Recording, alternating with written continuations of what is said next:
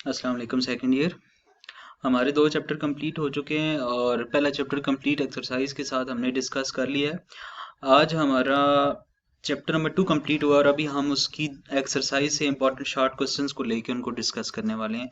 Hopefully इस video से आपके कंप्लीट चैप्टर की रिवीजन भी हो जाएगी और तमाम शॉर्ट क्वेश्चंस के आंसर रीजंस के साथ आपको मिल जाएंगे। ठीक है जी, चलें जी स्टार्ट करते हैं।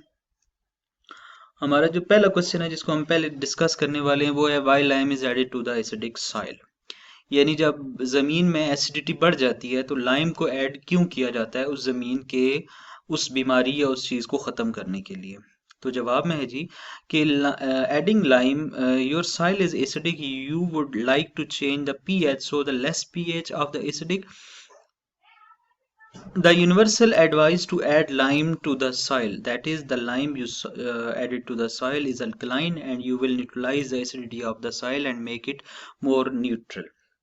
बड़ी आसान सी बात है, जो लाइम आप यूज करते हैं ना, ठीक है, लाइम, उस लाइम की जो नेचर है ना CaOH ट्वाइस, उसको आप बोलते हैं कि वो नेचर उसकी बेसिक है, यानी उसकी उसमें बेस वाली प्रॉपर्टी है, ठीक है।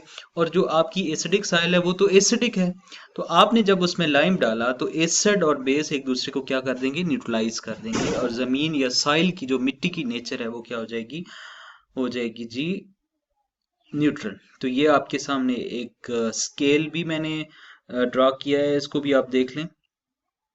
चलें जी नेक्स्ट, अगला दूसरा क्वेश्चन हमारे पास कि how lime water is prepared. ठीक है जी, traditional lime water is combination of the lime and aggregate usually a sand, यानी आप लाइम लेते हैं उसमें सैंड मिक्स करते हैं।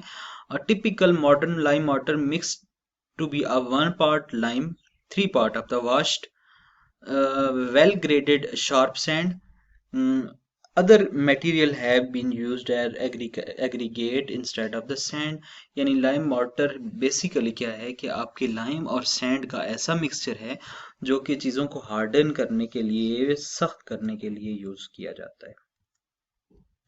Lime water is composed of the lime, ठीक है जी, water and aggregate such as the sand। The lime mortar is more porous than the cement mortar and it wicks any dampness in the wall of the surface which is evaporated।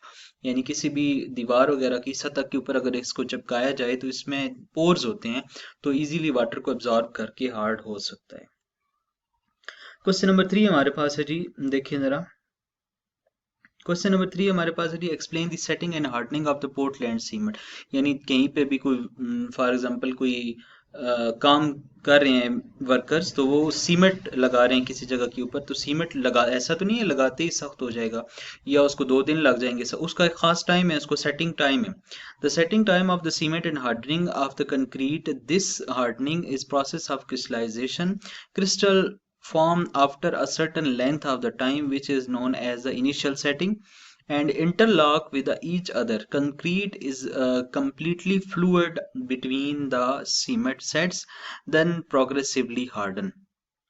ठीक हो गया जी, आगे चलते हैं जी अगले question की तरफ। Question number 4 के explain the behaviour of BeO beryllium oxide which is amphoteric in nature. तो जस्टिफाई करना है हमने कि BeO एम्फोटेरिक नेचर में क्यों है। ठीक है जी, due to the nature of BeO forming the covalent bond it form both acid and base, so it is amphoteric in nature. यानी इसके पास एक ऐसी नेचर है, ये एसिड के साथ बेस के तौर पे और बेस के साथ एसिड के तौर पे काम करती है, बिहेव करती है, तो इसको हम बोलते हैं कि ये अपनी नेचर में क्या है, एम्फोटेरिक है जी। उसके बाद क्वेश्चन नंबर 5 है, explain the role of calcium in plant growth and development.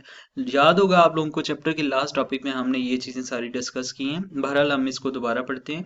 Calcium plays an important role in plant growth and nutrients as well as the cell wall deposition। The primary role of the calcium as a soil abandonment, calcium help to maintain the chemical balance in the soil, reduces the soil salinity and improves the water penetration।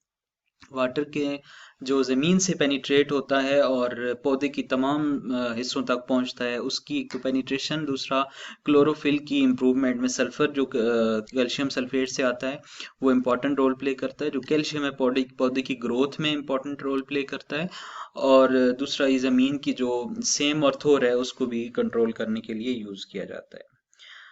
Question number 6 है आपके पास कि why CaCl2 added to the NaCl in the metallurgy of the sodium. याद होगा आपको down cell वाला topic हमने पढ़ा है। तो उसमें हमने डिस्कस किया था कि जो CaCl2 है उसको हम NaCl को जब फ्यूज करके सेल के अंदर डालते हैं तो NaCl का जो मेल्टिंग पॉइंट है वो है 801 से 804 डिग्री सेंटीग्रेड। सो हमें वो इतना ज़्यादा टेम्परेचर अटेन करना मुश्किल है, उसके लिए एक्सपेंस भी ज़्यादा चाहिए और टाइम भी ज़्यादा चाहिए। तो हम NaCl का फ्यूजन पॉइंट या मेल्टिंग पॉइंट कम करने के लिए CaCl2 को एज एन इम्प्योरिटी उसके अंदर डालते हैं। तो उसका जो मेल्टिंग पॉइंट है वो 804 से कम होके 600 डिग्री सेंटीग्रेड तक आ जाता है, जिससे हमारा पर्पस हो जाता है कंप्लीट और NaCl जो है वो फ्यूज हो जाता है, मेल्ट हो जाता है। क्वेश्चन नंबर 7 है हमारे पास जी आगे। Write down the main uses of plaster of Paris. ये स्कल्प्स यूज करने के लिए यूज किया जाता है, स्टेचूज बनाने के लिए यूज किया जाता है, प्लास्टर ऑफ पेरिस कॉइन्स बनाने के लिए यूज किया जाता था पहले, वॉल्स और रूफ की डेकोरेशन, छत और दीवारों की डेकोरेशन और उनको कवर करने के लिए यूज़ किया जाता है। और इसके इम्पॉर्टेंट यूजेस में एक इसका मेडिकल फील्ड में यूज़ है कि इसको जो आपकी बोन्स वगैरह के फ्रैक्चर्स होते हैं उनके ऊपर एक हार्ड सरफेस के तौर पे जोड़ दिया जाता है। और इसके अलावा और भी काफ़ी सारे इसके यूजेस हैं। ठीक है जी। So plaster of Paris is fire resistance, पहली बात कि it is used as a coating on wood and metal surfaces to avoid the any fire accident, यानी कि किसी भी चीज़ को आग से बचाने के लिए इसको हम यूज़ कर सकते हैं। क्वेश्चन नंबर 8 की तरफ बढ़ते हैं। Write down the four main peculiar behavior, 4 points from the peculiar behavior of the beryllium. Beryllium आपको पता है ना, पीरियोडिक टेबल के तमाम एलिमेंट्स में जो सबसे पहला एलिमेंट होता है ग्रुप का, वो अपने बाकी ग्रुप मेंबर्स के मुकाबले में एक डिफरेंट बिहेवियर शो करता है। तो वो बिहेवियर हम लेके आगे बढ़ रहे हैं। सो बेरिलियम का जो बिहेवियर है उसको हम देखते हैं। Beryllium is harder than the members of its own group. सबसे पहला पॉइंट कि वो अपने ग्रुप मेंबर्स के मुकाबले में सबसे ज्यादा हार्ड है।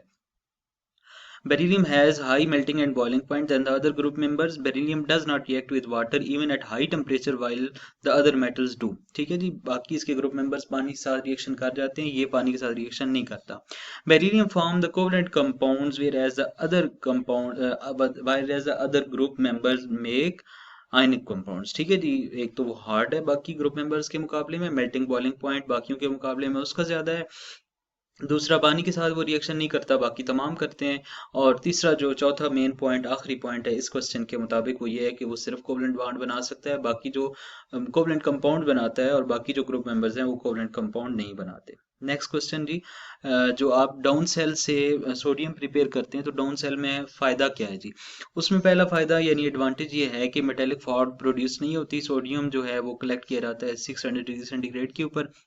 जो सोडियम बनता है वो चूंकि क्लोरीन गैशियस स्टेट में अलग हो जाती है, तो जो सोडियम बनता है वो बहुत ही ज़्यादा प्योर होता है, यानी 99.9% प्योर होता है। Metals of the cell is not attacked by the product from during, यानी कि जो सेल का मटेरियल है वो प्रोडक्ट या रिएक्टेंट्स के साथ रिएक्शन नहीं करता, वो सेपरेट ही रहता है। क्वेश्चन नंबर 10 हमारा जी आगे।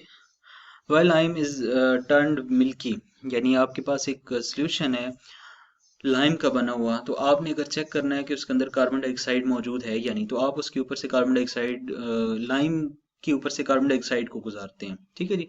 तो क्वेश्चन पढ़ते हैं जी कि carbon dioxide react with calcium hydroxide CaOH solution to become a pure white precipitates of the calcium carbonate. Lime water is a solution of the calcium hydroxide.